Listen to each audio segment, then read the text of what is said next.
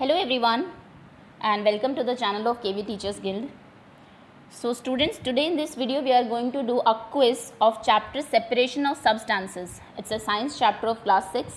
I'm sure chapter आप सभी ने पढ़ लिया होगा और आपको समझ में आ गया होगा. इस वीडियो में मैं आपको चैप्टर नहीं समझाऊंगी. There will be some questions. कुछ क्वेश्चंस होंगे आपके रिलेटेड टू द टॉपिक और क्वेश्चंस होंगे MCQ मल्टीपल चॉइस. आपको ऑप्शंस दिए जाएंगे, कौन से आंसर्स करेक्ट है आपको बताने हैं और वीडियो के एंड में आपको सारे करेक्ट आंसर्स बताए जाएंगे. ओके, थोड़ा सा हिंट भी मैं आपको दे दूंगी जो आपके क्वेश्चंस होंगे उसके दौरान.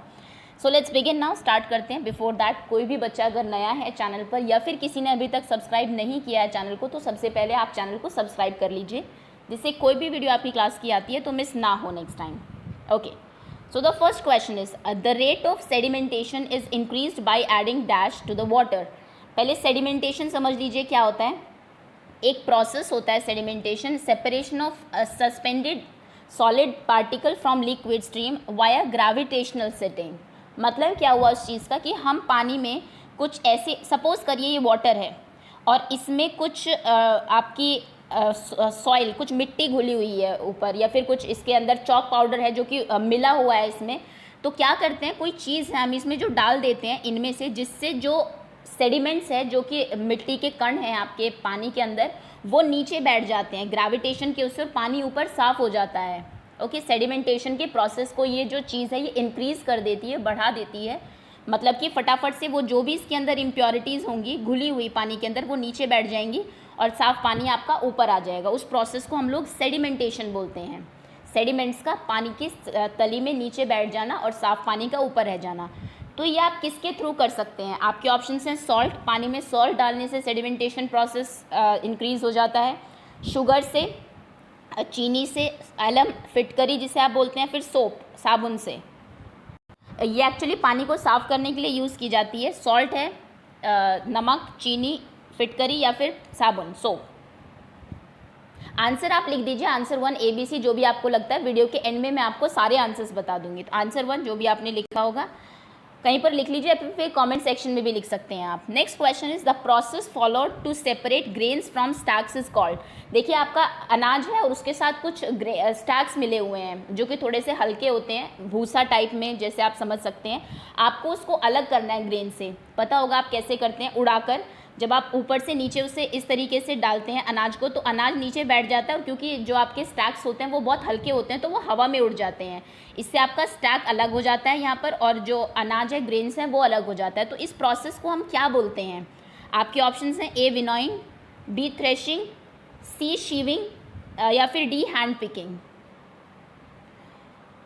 सेपरेट करना ग्रेन्स को स्टैक से, जो प्रोसेस मैंने आपको बता दिया क्या किया जाता है. जो इसका मिक्सचर है उसको ऊपर से नीचे की तरफ फेंका जाता है. जो ग्रेन्स हैं वो क्योंकि भारी होते हैं तो नीचे वहीं पर ही गिर जाते हैं, नीचे उनका ढेर बन जाता है, और जो स्टैक्स हैं वो उड़कर दूर एक ढेर बना लेते हैं. तो इस तरीके से दोनों अलग हो जाते हैं. इस प्रोसेस को आप विनोइंग बोलते हैं, थ्रेशिंग, सीविंग या फिर हैंड पिकिंग. ओके, आंसर लिखते जाइए वीडियो के. अब मैं आपको किसी भी क्वेश्चन का आंसर नहीं बताऊंगी, सिर्फ प्रोसेस एक्सप्लेन कर दूंगी. आंसर आपको वीडियो के एंड में ही पता लगेंगे. Next question is the process of increasing the rate of sedimentation in a suspension by adding some chemical is. जब आप सेडिमेंटेशन प्रोसेस में आपको बता चुकी हूँ कि जो उसमें मिक्स होती है कोई भी डर्ट पार्टिकल आपके पानी में, वो जल्दी से नीचे बैठ जाए, उसके लिए आप क्या करते हैं? जब आप उसके लिए कोई केमिकल उसमें डालते हैं ताकि पानी के अंदर घुली हुई सारी इम्प्योरिटीज़ नीचे बैठ जाए सेडिमेंटेशन के लिए, और ऊपर खाली प्योर वाटर रह जाए, साफ़ पानी रह जाए, तो उस प्रोसेस को आप क्या बोलते हैं? फिल्ट्रेशन, क्रिस्टलाइजेशन, लोडिंग या फिर कंडेंसेशन. सेडिमेंटेशन को रेट को बढ़ाने के लिए आप जो उसमें केमिकल डालते हैं या फिर एलम, फिटकरी भी डाल देते हैं हम लोग कई बार पानी के अंदर, जिससे कि सेडिमेंट जल्दी हो जाए, उस प्रोसेस को क्या बोला जाता है? फिल्ट्रेशन, क्रिस्टलाइजेशन, लोडिंग या फिर कंडेंसेशन. ओके, आंसर कर दिया होगा आपने. Next is the process of separating the constituents of a liquid bye agitating it vigorously. मतलब क्या हुआ इसका? कोई आपका लिक्विड है. देखिए मैं आपको एग्जांपल दे देती हूँ. मान लीजिए दही है आपकी, आपको उसमें से, उसके अंदर मक्खन मिक्स है, आपको मक्खन अगर अलग करना है तो आप उसको एजिटेट करते हैं बहुत विगरसली, मतलब कि एजिटेट करना मतलब हिलाते हैं बहुत उस दही को, जब तक कि उसमें से क्या नहीं निकल जाता, मक्खन अलग नहीं हो जाता। तो इस प्रोसेस को आप क्या कहते हैं? किसी भी लिक्विड से उसमें जो कॉन्स्टिट्यूएंट्स हैं उनको अलग करने का जो एक प्रोसेस है जिससे उसको विगरसली एजिटेट किया जाता है बहुत उससे किसी भी चीज़ से, तो उसको हम क्या बोलते हैं? आपके ऑप्शन हैं ए इवेपोरेशन, बी चर्निंग, सी फिल्ट्रेशन, डी सेडिमेंटेशन। या फिर आप ये कह सकते हैं कि जो दही से मक्खन निकाल कर्ड से मक्खन को अलग करने के प्रोसेस को क्या कहते हैं? Evaporation, churning, filtration, sedimentation. Okay, next question is the method is use to obtain pure salt from impure salt. आपको पता है इम्प्योर सॉल्ट से प्योर सॉल्ट कैसे बनाया जाता है? उस प्रोसेस को हम लोग क्या कहते हैं? देखिए, सॉल्टी वाटर आप लेते हैं, आपको पता होगा सी वाटर में सॉल्ट बहुत ज़्यादा होता है हमारा, तो सी वाटर आप लेंगे, उसको एक गड्ढे में भर लेंगे पानी को, उसके बाद उसको सन उसके उसमें या फिर किसी चीज़ से इस तरीके से करेंगे कि जिससे वो एकदम गर्म हो जाएगा पानी, और पानी इवेपोरेट हो जाएगा, भाप बनकर उड़ जाएगा, और जो इसमें सॉल्ट होगा वो नीचे बैठ जाएगा। ओके, तो इस प्रोसेस को आप क्या कहते हैं सॉल्ट बनाने को? Decantation, crystallisation, evaporation, condensation. The method that is use to obtain pure salt from impure salt. Okay, impure salt जो है, अशुद्ध जो आपका इस तरीके से जो आपको मिलता है सॉल्ट, पानी को इवेपोरेट करने के बाद जो सॉल्ट मिलता है, ऐसा नहीं है कि सीधा हम उसको खा सकते हैं, उसमें बहुत सारी इम्प्योरिटीज़ भी होती है। ओके, मिट्टी भी मिली हुई होगी क्योंकि आपने उसी तरीके से वो किया, और भी हो सकता है कोई जो आपके सी में जो एनिमल्स हैं हो सकता है उनके कुछ पार्टिकल्स हो, तो इस तरीके से जो सॉल्ट आपको मिलता है उसको फिर प्योर सॉल्ट में बदलने की प्रोसेस को क्या कहा जाता है? डिकेंटेशन, क्रिस्टलाइजेशन, इवेपोरेशन या फिर condensation. Okay, you must have answer till now. Answer last में आपको पता लग ही जाएंगे। नेक्स्ट क्वेश्चन है a solution which can not dissolve more of a given substance at a given temperature is. एक आपका सपोज करिए पानी है, पानी में आप नमक मिला रहे हैं। अब ऐसा नहीं है कि आप उस पानी में मान लीजिए यहाँ तक पानी है और आप उसमें कितना भी नमक डाल देंगे। एक डिज़ोल्व करने की कैपेसिटी होती है किसी भी उसकी लिक्विड की कि इतना ही वो उसमें चीनी या फिर आप मिक्स कर सकते हैं, उससे ज़्यादा नहीं। उससे ज़्यादा आप करेंगे तो मिक्स होगी नहीं, वो फिर नीचे बैठ जाएगी। तो जब इस लेवल पर पहुँच जाता है सोल्यूशन कि उसमें आप और सब्सटेंस जो है वो डिज़ोल्व नहीं कर सकते, और नमक आप उसमें डालेंगे तो डिज़ोल्व नहीं होगा क्योंकि वो ऑलरेडी बहुत ज़्यादा नमक आ चुका है उसके अंदर। तो उस प्रोसेस को उसको आप क्या कहते हैं, उस सॉल्यूशन को? आपके ऑप्शन हैं, खाली सॉल्यूशन ही बोलेंगे, फिल्ट्रेट बोलेंगे, सैचुरेटेड सॉल्यूशन बोलेंगे, या फिर अनसैचुरेटेड सॉल्यूशन कहेंगे। एक ऐसा सॉल्यूशन जिसमें बहुत ज़्यादा आपने कोई सब्सटेंस मिक्स कर दिया, डिज़ोल्व कर दिया, और उसमें डिज़ोल्व नहीं हो रहा है, यानी कि वो अपनी हाईएस्ट जितनी लिमिट हो सकती थी कैपेसिटी उसकी डिज़ोल्व करने की, वहाँ तक पहुँच चुका है वो लिक्विड, तो उसे आप क्या कहेंगे? Solution, filtrate, unsaturated solution, saturated solution. Okay, next is this harmful microbe in water cause typhoid and jaundice. कौन सा ऐसा आपका एक हार्मफुल माइक्रोब है जो कि पानी में टाइफाइड और जॉन्डिस होता है जिसकी वजह से? आपके ऑप्शन हैं, वायरस है, बैक्टीरिया है, एल्गी है, या फिर फंगी है। ये पानी में पाया जाता है, माइक्रो ऑर्गेनिज्म है आपका। वैसे अगर आप इसको वाटर को आप नॉर्मल देखेंगे नेकेड आई से तो दिखाई नहीं देगा, माइक्रोस्कोप से दिखाई देते हैं ये। तो क्या चीज़ है वो जिसकी वजह से टाइफाइड और जॉन्डिस हो जाता है? वायरस है, कोई बैक्टीरिया है, एल्गी है, या फिर fungi. Okay, next is rain water is a kind of. मैं इसके लिए आपको एक हिंट दे देती हूँ कि रेन वाटर को प्योरेस्ट फॉर्म ऑफ वाटर कहा जाता है। अर्थ के ऊपर अगर साफ पानी, शुद्ध पानी अगर किसी को कहा जाए, सबसे प्योर पानी शुद्ध किस चीज़ का है, तो वो रेन वाटर को बोला जाता है। अब बताइए कि रेन वाटर कैसा होता है? सलीन होता है, सलाइन यानी कि नमकीन होता है एक तरीके से, सैलिनिटी जिसकी हाई होती है, जैसे कि सी वाटर को आप कहेंगे। डिस्टिल्ड होता है, साफ, कार्बोनेटेड होता है, या फिर सैचुरेटेड वाटर होता है? रेन वाटर कैसा वाटर होता है? Saline, distilled, carbonated, saturated.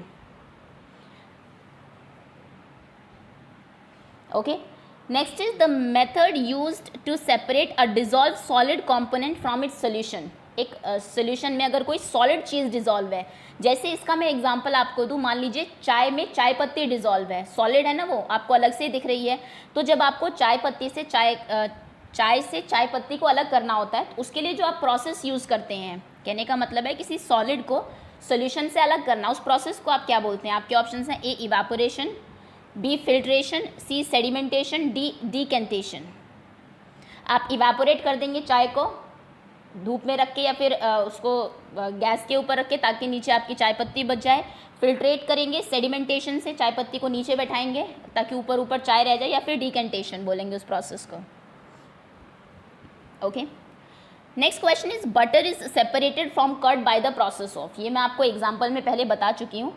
आपकी कर्ड दही है, उसमें से आपको बटर मक्खन को अलग करना है, तो आप कौन सा प्रोसेस यूज़ करते हैं? आपके ऑप्शन हैं फिल्ट्रेशन, फिल्ट्रेशन फिल्टर करना, जैसे कि किसी सॉलिड कोई मिला हुआ है उसको किसी कपड़े में, बारीक कपड़े में वो करना जिससे कि आपका सॉलिड ऊपर रह जाए, या फिर छन्नी जिसको आप बोलते हैं, चाय आप छानते हैं उसको फिल्ट्रेशन बोलते हैं। ओके, तो आप मक्खन कैसे अलग करेंगे दही से? फिल्ट्रेशन से, हीटिंग से, चर्निंग से, या फिर सीविंग से?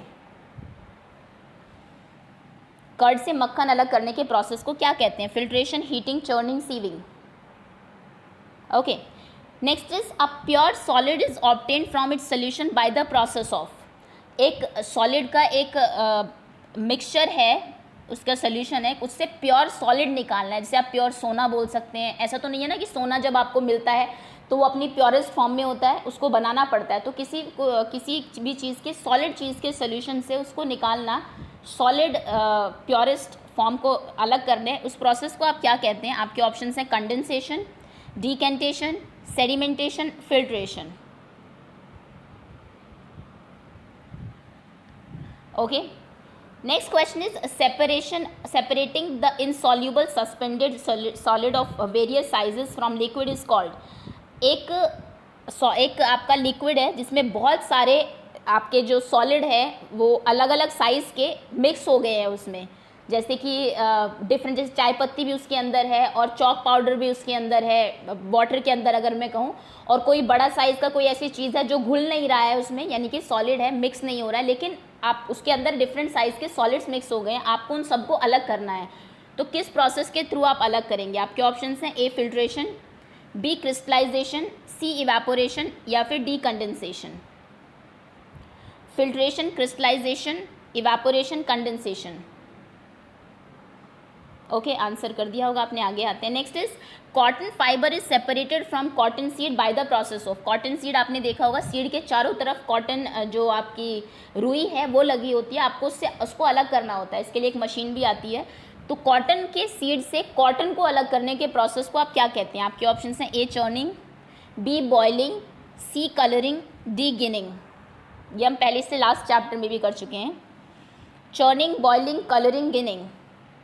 ओके, थोड़ा जल्दी चलते हैं हम। Next is principle behind winnowing is. Winnowing क्या एक प्रोसेस होता है जिसमें आप ग्रेन को और भूसे को अलग करते हैं, अनाज को आप ऊपर से एक हाइट से उसको, जो आपका एक सेकंड मिक्सचर है उसको ऊपर से नीचे डालेंगे, ग्रेन नीचे बैठ जाता है आपका यहाँ पर, और जो भूसा है वो उड़कर, क्योंकि हल्का होता है, दूर चला जाता है। इसको विनोइंग बोलते हैं। ये पहले भी मैं आपको करा चुकी हूँ, ऑल्दो मैंने तब आपको प्रोसेस का नाम नहीं बताया था। तो विनोइंग के पीछे कौन सा प्रिंसिपल काम करता है? आपके ऑप्शंस हैं difference in densities of component की डेंसिटी का डिफरेंस, डिफरेंसेस इन कलर, क्योंकि भूसा और जो अनाज है वो अलग कलर का होता है, ये प्रिंसिपल काम करता है। डिफरेंस इन अपीयरेंस, अलग अलग अपीयर करता है। डिफरेंस इन शेप में अलग होता है।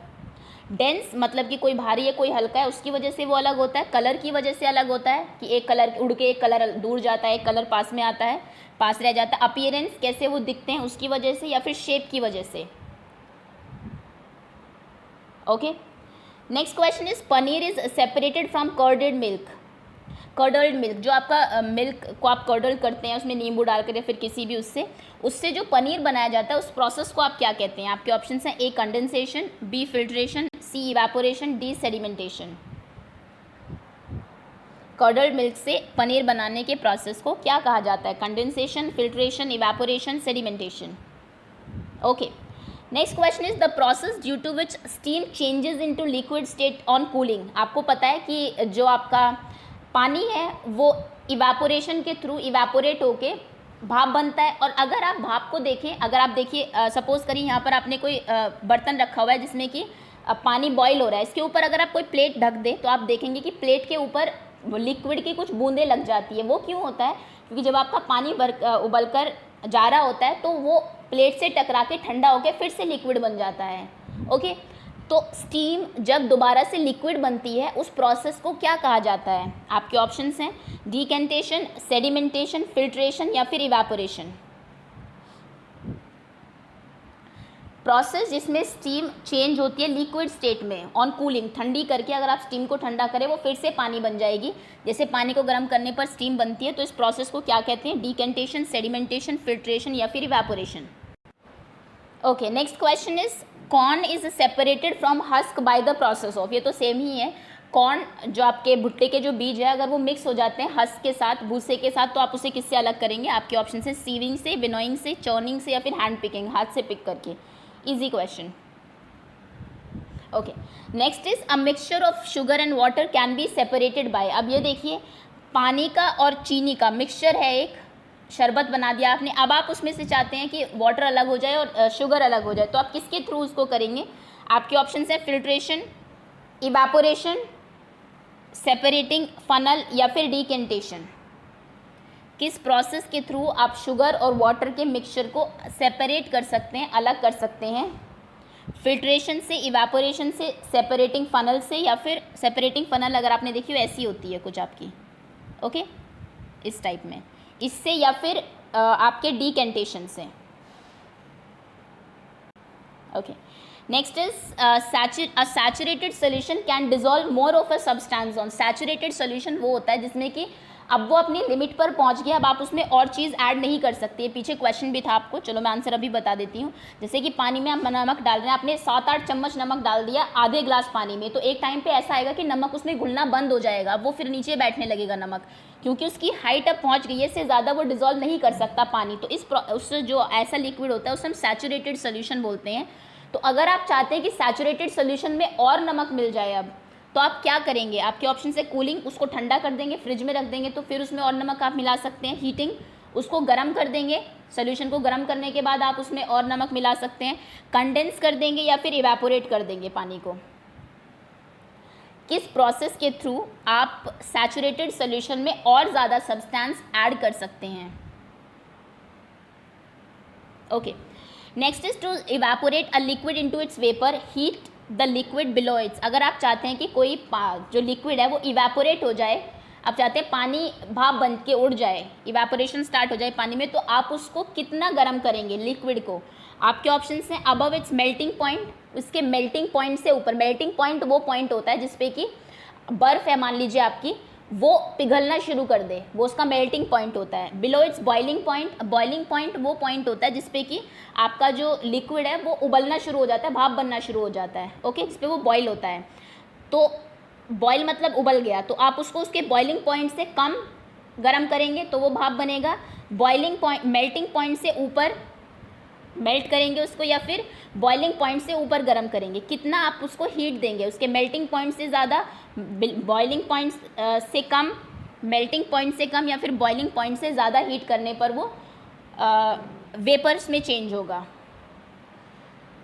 इवेपोरेट होगा। Okay, next is the clear liquid obtain after filtration is called. आपने फिल्ट्रेशन किया, चाय पत्ती में से चाय अलग की, तो जो आपका क्लियर लिक्विड बचता है, जो साफ चाय बचती है बिना चाय पत्ती की, उसे आप क्या कहते हैं? आपके ऑप्शन है वाटर, फिल्ट्रेट, सोल्यूशन या फिर रेजिड्यू। रेजिड्यू हम बोलते हैं अवशेष, जिसे आप कह सकते हैं जो चीज़ बच जाती है, प्योरिटी हटा के जो बच गया आपका। तो क्लियर लिक्विड जो बचता है फिल्ट्रेशन के बाद, फिल्टर करने के बाद, उसे आप क्या कहते हैं? वाटर कहेंगे, उसे फिल्ट्रेट बोलेंगे, सोल्यूशन या फिर residue. Okay, next is alum is added to muddy water. ये मैं बता चुकी हूँ कि जो मिट्टी का पानी है उसमें हम लोग फिटकरी डालते हैं, इसलिए आपका फिटकरी जो है, एलम जो है, वो पानी को साफ करने का एक तरीका है। तो एलम क्या करती है ऐसा कि वो पानी को साफ करेगी? हैस्टन सेडिमेंटेशन रेट, उसके सेडिमेंटेशन का रेट बढ़ा देगी, मतलब कि जो आपका जो एक्चुअली जो मड जो होती है, उसमें मिट्टी जो होती है उसको भारी बना देती है, जिससे कि वो पानी में नीचे बैठ जाती है। ओके, तो ये काम करती है एलम। या फिर रिमूव कलर, उसका जो कलर है मिट्टी जैसा जो पानी हो गया उसके रंग को हटा देगी साफ बनाने के लिए। किल बैक्टीरिया, बैक्टीरिया को मारती है। या फिर इम्पार्ट अ स्वीट टेस्ट, उसमें एक स्वीट टेस्ट ला देती है आपके पानी में। एलम क्या करती है? मडी वाटर में डालने के बाद उसके सेडिमेंटेशन रेट को हैस्टन करती है, बढ़ाती है, इंक्रीज करती है, कलर रिमूव करती है, बैक्टीरिया को मारती है, या फिर स्वीट टेस्ट, उसमें थोड़ा मीठा टेस्ट लाती है। Okay, next is the process of making particles of mud heavy with alum. देखिए जो एलम है, फिट करिए, क्वेश्चन बहुत बार रिपीट हो गया, एक्चुअली इंपॉर्टेंट क्वेश्चन है।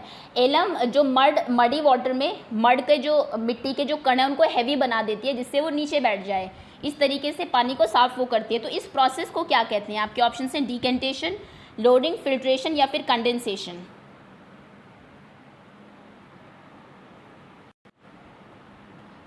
प्रोसेस जिससे कि वो जो आपकी एलम है वो मड के कणों को भारी बना देती है, making particles of mud heavy बनाने के प्रोसेस को क्या कहते हैं? Decantation, loading, filtration, condensation. इस साफ करने के प्रोसेस को तो हम लोग सेडिमेंटेशन बोलते हैं, लेकिन जो वो हैवी बनाती है उसके पार्टिकल्स को मड के, उसे क्या कहते हैं? Okay, next is the adding of bleaching powder to the water. अगर आप पानी में ब्लीचिंग पाउडर डाल देंगे तो क्या होगा? किल्स द माइक्रो ऑर्गेनिज्म, उसमें जो माइक्रो ऑर्गेनिज्म है उसको वो मार देगी। फीड द माइक्रो ऑर्गेनिज्म को फीड करेगी खाने की तरह, मतलब माइक्रो ऑर्गेनिज्म उसको खाएंगे। Help the microorganism to grow, उनकी ग्रोथ में हेल्प करेगी, या फिर नन, कोई इनमें से ट्रू नहीं है। पानी में ब्लीचिंग पाउडर डालने से क्या होगा? माइक्रो ऑर्गेनिज्म को मारेगी, वो फीड करेगी, हेल्प करेगी ग्रो करने में, या फिर none. Okay, next is separation of kerosene oil and water is done by. Kerosene oil आपको पता है मिट्टी का तेल पानी के ऊपर ही जो है एक परत बना लेता है, वो उसके अंदर मिक्स नहीं होता। तो अगर आप उसको अलग करेंगे, केरोसिन ऑयल को सेपरेट करना पानी से, उस प्रोसेस को आप क्या कहते हैं? आपके ऑप्शन हैं decantation, filtration, condensation, crystallisation. Okay, now I am going to tell you all the answers. जहाँ पर भी आपने आंसर्स लिखे अपने क्वेश्चंस के, क्रॉस चेक कर लीजिए, और जो आंसर्स आपके रॉन्ग हो गए उनको पीछे जाकर इसमें देख लीजिएगा कि सही आंसर क्या थे, ताकि ऐसा ना हो कि गलत आंसर्स आपके गलत ही रह जाए। फर्स्ट का आंसर है C, second B, third C, fourth B, fifth B, sixth C, seventh B, eighth B, ninth A, tenth C, 11th A, 12th A, 13th D, 14th A, 15th B, 16th D, 17th B.